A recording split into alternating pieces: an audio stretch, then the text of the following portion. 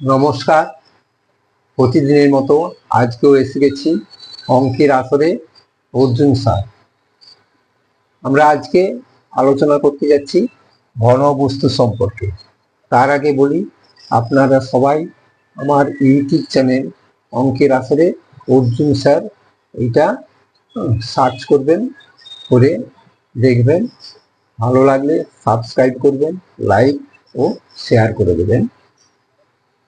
আসছি ঘনবস্তু।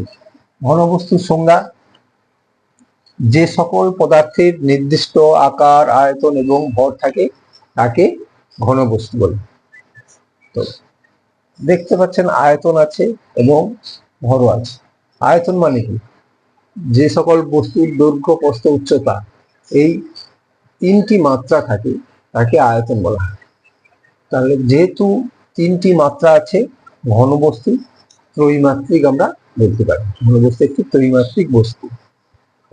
ঘনবস্তুর উদাহরণ হিসাবে আমরা বলতে পারি ঘর, বাড়ি, ইট, কাঠ, পাথর ইত্যাদি হলো ঘনবস্তু।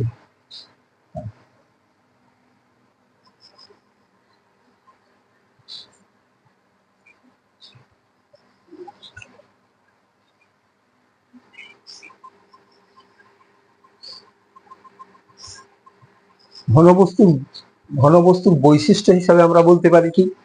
ঘনবস্তুর বৈশিষ্ট্য হিসাবে বলতে পারি প্রতিটি ঘনবস্তুর কিছু স্থান জুড়ে থাকে। যেহেতু দৈর্ঘ্য, প্রস্থ, উচ্চতা আছে, আয়তন আছে, হ্যাঁ, এটা প্রতিটি ঘনবস্তু কিছু স্থান জুড়ে থাকে। ঘনবস্তুর দৈর্ঘ্য, প্রস্থ এবং উচ্চতা থাকে, তাই ঘনবস্তু ত্রিমাত্রিক। ঘনবস্তুর নিরেট বা ফাঁপা দুই হতে পারে। ফাঁপা যেমন বল, নিরেট ইট, কাঠ, এগুলো নিরেট। ঘনবস্তুর ওজন থাকে। ঘনবস্তু এক বা একাধিক আকার থাকতে পারে। কোনোটা গোলাকার হতে পারে, কোনোটা চৌকোনা বাক্সের মতো এগুলো হতে পারে। ঘনবস্তুর প্রকারভেদ: ঘনবস্তু কয় রকমের? সাধারণত সুষম ঘনবস্তু এবং অসম ঘনবস্তু, এই দু প্রকারের হয়। সুষম ঘনবস্তু কাকে বলে? যে সকল ঘনবস্তু দৈর্ঘ্য, প্রস্থ বা সরলরেখা বা তলের সঙ্গে একটা সুসামঞ্জস্য ভাবে অবস্থান করে তাকে বলা হয় সুষম ঘনবস্তু। যেমন ইট, বাক্স এগুলো হলো সুষম ঘনবস্তু। অসম ঘনবস্তু কি? যেগুলো এরকম দৈর্ঘ্য বা তলের সঙ্গে সামঞ্জস্যপূর্ণ হতে পারে না, তাকে অসম ঘনবস্তু বলে।